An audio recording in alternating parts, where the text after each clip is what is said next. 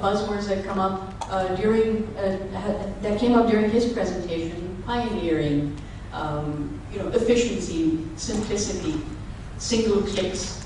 Are these things that can actually be replicated outside of your organizations, but driven by your organizations? Now, what we've done is we put a mic on every table. There are about 5 or 6 of you sitting there. We have maybe 25 minutes before we break for lunch. The purpose here is to spend these 25 minutes and get as many of you talking as possible, because it's extremely important for us to be able to communicate amongst one another. Each of you has a best practice. Each of you has done something extremely successful that has worked. What is that thing? Each of you has at least one fact or one figure that all of us should be extremely proud of. What is that fact or figure? And until and unless we don't gather at forums and actually communicate these best practices, these facts, these figures, and have this knowledge sharing session, we cannot send this information out through the media and through analytical authorities such as the World Economic Forum, Gartner, Forrester, name who you might. But that's the one thing missing. In my various discussions with the CSA, the C-Director from Infotech, one thing that he's repeatedly said is we lack vision for his particular sector. I say we lack vision for the next 10 years for every sector, because all of us are unable to plan and align those plans with the sector planning. So that's why we're here. I know 20-25 minutes isn't enough, but we can spend a lifetime and not get anywhere. And I think Pakistan is in a stage where the business community, apart from all politics and geopolitical scenarios right now, can actually develop that vision. Because that's apolitical. It has nothing to do with any party, nothing. So that's what we would like to hear from you. If you can, if I can make a request in these next 20 minutes or so, be very brief. Let's have as many people talking as possible. You have a mic there, just raise your hand, introduce yourself to the group, and just make that statement. After lunch, we will have the opportunity to make these statements with Thierry, who's the senior editor at the World Economic Forum on this Global IT Report. And after he makes his presentation on the Global IT Report and Pakistan's ranking, we will have the opportunity to send our vision and mission and statements out to him. By the way, myself, last year after our gathering, in this year's reports, Pakistan's ranking has actually gone up. So there was a big on that.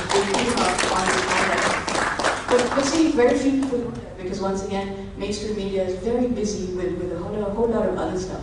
So the ranking has improved, and it's attributed to some sort of communication. And that's why we came after you and said, can you please help us get the communication going again and be a pioneer for that. So go ahead, can I please ask someone to take the lead? Everyone is nodding, somebody needs to start. I don't want to put you on the spot again. Yeah. Sir, please just take the mic, it's over there. Introduce yourself to the group. This is Shai Sumar from Summit Bank. And I would just like to highlight the role of the CIO in today's world, and especially in Pakistan. All right. If you just look at the latest trends of the requirement or the attributes that a CIO should possess, if you just go 5 years back all over the globe, the CIO should be a very techy person, and he should be very very expert manager of the data center or the IT operations. But now I think the latest trend shows that the CIO should have a very strong business acumen. So I think that if the CIOs like working in Pakistan, if they just enhance their strong business acumen, it can greatly reduce the overall capital expenditure of any industry, especially the banks, because I am actually associated with the bank. And if I just personally look at the investments that has been made in the banking sector, the ROI, as per my the calculation, it is nearly 50% of the investment that has been made. It means that, for example, just the last statement. No, I said 50% lesser than. No, if, for example, if I am spending 100 rupees for acquiring a solution, so I am getting like not more than 50% out of it. So it means, I can just give an example, that for example, if I have just acquired Lotus Domino for the exchange of the email, so I am just merely using it for the exchanging of the email, I am not actually, taking the potential of the Lotus Domino in actual manner. Okay. But if I just look at my books, then I have spent like, for example, 25 million rupees and the recurring cost of 20% per annum. Right. That is going, and like my foreign exchange of the country is just, is not being used in the right direction. So my last tagline is that if we just have this strong business acumen that whatever we are investing in the IT sector is justifying the business, would really, improve the overall bottom line of the economy. Thank you. That's a very valid point, and it comes back to the efficiency and being smart and being more of a aggregator of information rather than the actual executor. Asustad, sorry, Amistad? Go ahead. Asustad will come back to you. Sorry, Amir Mateen मेरा नाम है, जिस school में काम करता हूँ। जो हमारे कॉलीग ने बात की ROI के ऊपर, I've been in this business for a long time, as of course like many other people. अभी तक मुझे पाकिस्तान में नजर नहीं आया कि कोई फॉर्मल कोई कंपनी हो या कोई कंसल्टेंसी इदारा हो कि आप बुला सकें, कह सकें कि आप फॉर्मल एक ROI स्टडी करें IT प्रोजेक्ट्स के ऊपर, एटलीस्ट हमारी नजर में नहीं है. And this is something that I feel is needed. I mean, across the world, you are able to actually go out and say, मैंने खर्च किए $3 million, मुझे 3 साल के अंदर इतना benefit हुआ या नहीं हुआ या क्यों हुआ. मगर some of this seems to be missing. Anecdotal evidence जरूर है, आप कहते हैं मैंने पैसे खर्च किए इतना फायदा हो गया. But कोई ऐसा formal mechanism है चलो. But this is quite a well-established science across the world. कोई ऐसी नई चीज़ नहीं. So it's interesting कि यहाँ पे या तो कोई चाहता नहीं है करना, whatever reason, but it's interesting. I'd like to open this up. Right. Sir? My name is Rasul Boy and I'm from Habib Bank Limited or HPL. 2 or 3 things. First thing is that I fully support that nowadays the CIO is normally from the business, not a hardcore techie. That's the important thing, and since last 3 CIOs we had, they have come from the business side and they are not from hardcore techie. Second strategy that we took since last 10 years, and it has been quite successful, is to have strategic partners for the support. The strategic partners for the support, and that also includes outsourcing. One of the things that we always ask our partners or the outsourcing, that if you give us the same cost at which we can run our operations ourselves, that's not acceptable. So you have to bring the cost down. That's one. Another thing that we encourage also to all our partners is to find either the technology which is foreign, which is quite complex, which is there, but they have to promote the local talent. So what we are proud to say is that whatever the outsourcing companies we have been able to have the local talents, and we have built the local talents here, and some of them have even migrated to Middle East to get good jobs. And last but not least, we have a committee of IT at the board level, which ensures that our business plans are aligned with the IT plans and how IT is going to add value with the business. So these are the 3 cornerstones, and since last 10 years we have been quite successful in delivering and trying to achieve the leadership position. All right, so Jansa, before I come to you, because I already called on Asustad and wanted to put him on the spot, because he's missed out on one of the earlier CIO events, so this is punishment for you, sir. Assalamu alaikum everybody, this is Sayyid Asif from Central Depository Company. I would just like to share what Rabia wanted to know, that are there any best practices from the organization coming out?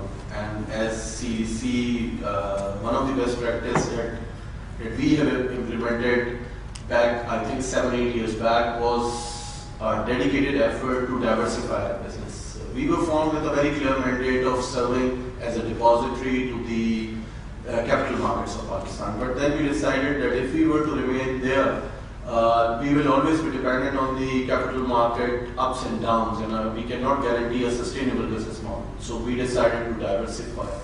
And this diversification strategy was very actively supported by not only IT but by the other C-level executives as well. Today, 40% of our revenues are coming from diversified businesses, and we are the only entity among the capital market entities of Pakistan. I'm talking about the capital market entities such as KSE, NCC, CDC, and other, that we are profitable because of that. So diversification has played a tremendous role. Today we are the largest trustee and custodial services provider in Pakistan, holding around more than $2.5 billion worth of net asset values. And as well as we are also the registrar and transfer agent for some 40 different companies. Plus, since last 1.5 year, 18 months, we have started our own IT practice as well as a separate IT Minds entity, and it's mashallah has been able to, in its 12 months period, has been able to not only go beyond break-even but also started making profits from this 6 months onwards. Do you agree with what Dr. Amir Mateen was saying about ROI since you moved in from outsourcing to in-house? Naturally. I also agree with the colleague Suman from Summit Bank that a lot of time we deploy technologies, we deploy solutions, and we don't take advantage of them to their best potential. So, and the blame has to go a lot of time to the IT people themselves because they don't take the advantage of that. They want to deploy everything fancy that comes in, but don't want to take the utilization for the business. And I agree that for every, we don't have a clear-cut mechanism of finding out the ROI on major investments. We try to show qualitative things that, okay, we are now more secure, but what does mean more secure if we can not justify it in terms of what happens now? Right, because after all, it's about every dollar or every rupee spent, and that's what it comes down to. Sajjad Sahab, you wanted to say something? Then Nasir Sahab, I'm going to come to you and ask you a question. Thank you very much. My name is Sajjad Syed. I'm managing director of a company called Excellence 11. Most of you know me. I used to head SAP at one point in time, and prior to that, I worked with Oracle. I totally agree with Rasul Sahab. I think coming from the other side, from a company which does ERP implementation services, and we have an outsourcing doing as well. Coming from this side, in the 1 year that we've been around, we saw tremendous growth in this particular area, and within SAP when I was heading that, one of the things we thought that for companies it is becoming increasingly expensive to own and manage resources because the economies of scale are not there.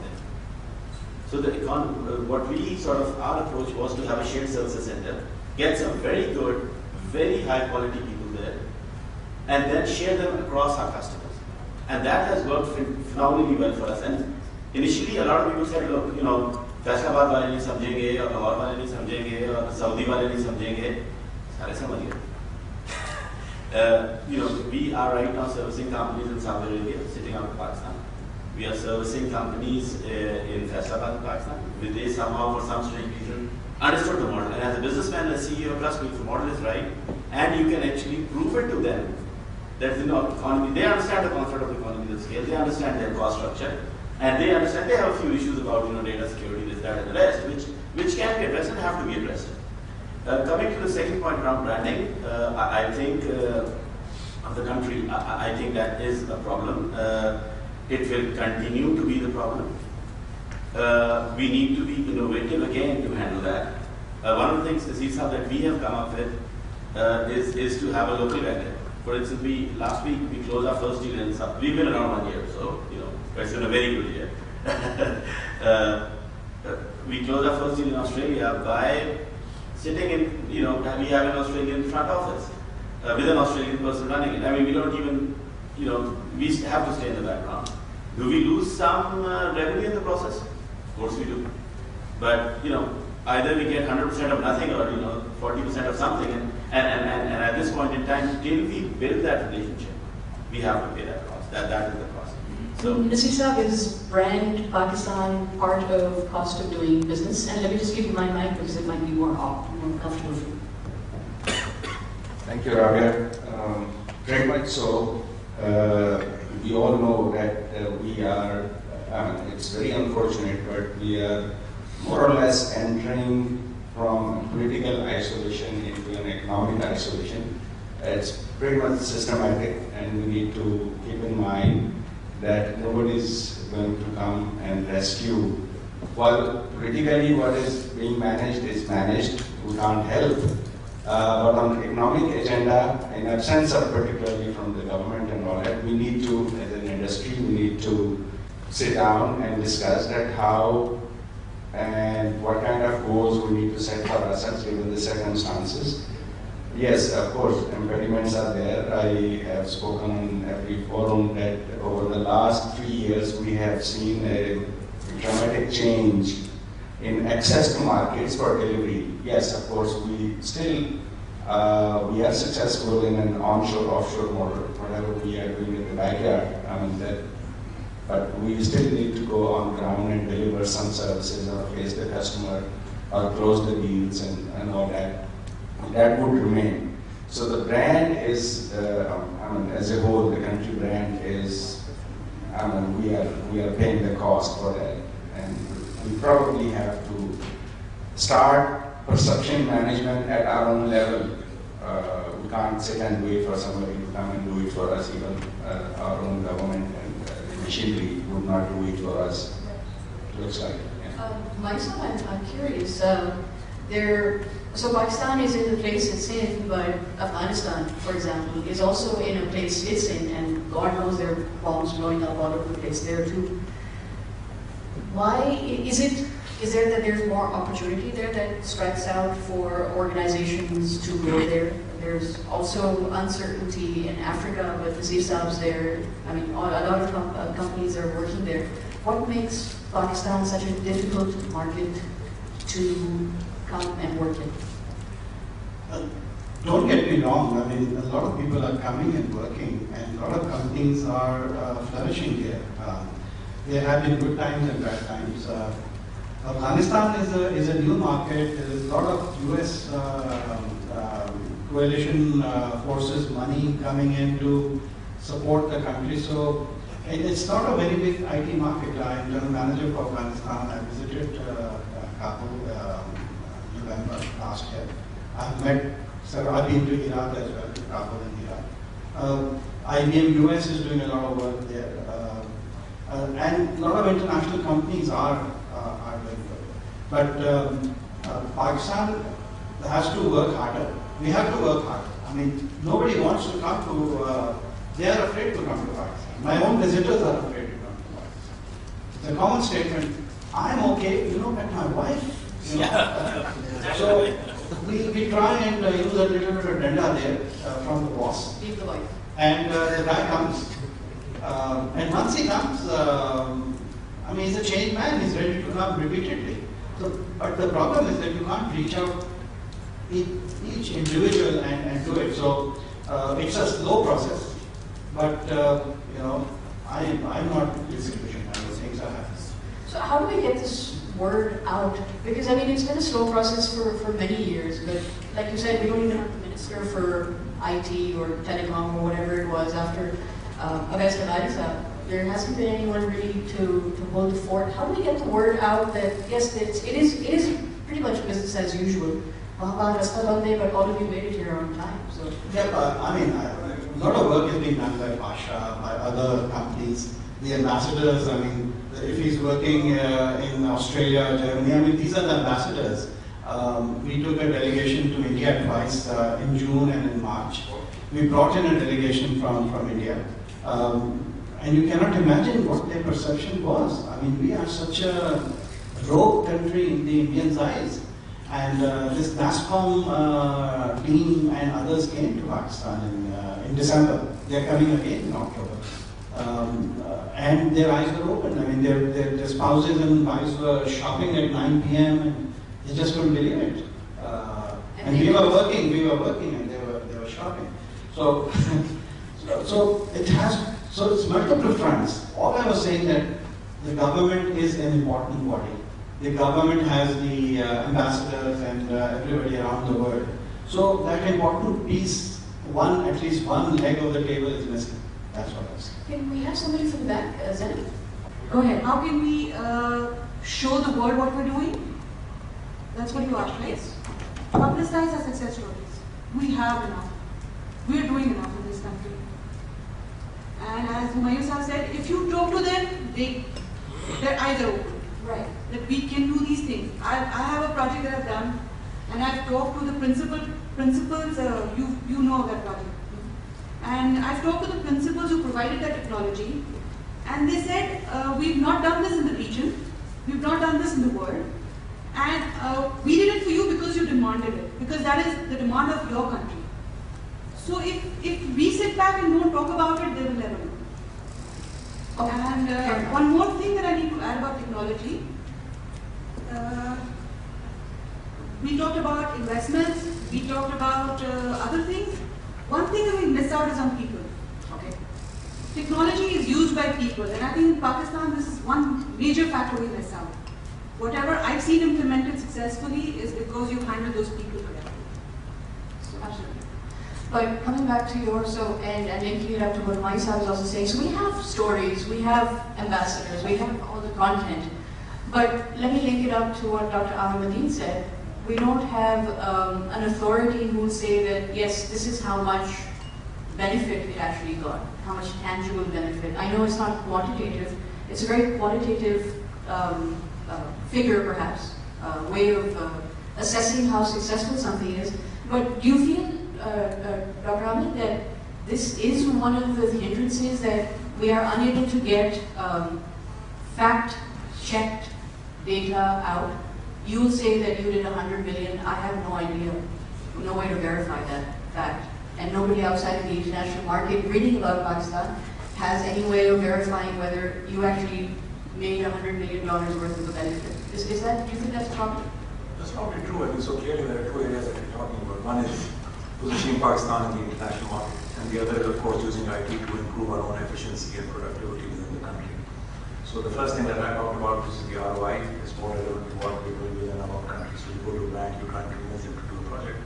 So clearly, unless you have a very formal mechanism of actually going through an ROI process, it's very difficult to convince them. Or generally, they may go along with it primarily because they're saying, well, this is the thing to do.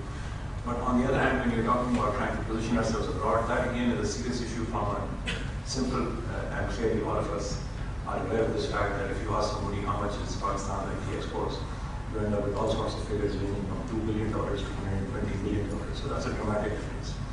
And that's a bit awkward because clearly I think there needs to be a sort of a national consensus on this, and it needs to be done in a more formal manner. Yes, just to add to what Dr. Rockshop has started in reference to ROI. First of all, what our experience is that whenever business is the sponsor of a project, it's always easier to work in ROI. It's obviously, it makes sense. So that's one thing. The other is that we have been doing ROI analysis for our users. And we have found that now there are companies who would not approve, or at the board level or some board committees level would not approve a project without first of all an ROI, and the other direct relationship to either increase in revenue or decrease in cost. So this is very much there, but yes, I agree that there isn't a specialized organization who does it. But yes, vendors on their own, they are doing it. We do it. We have got expertise. There are others, I'm sure, those who have it.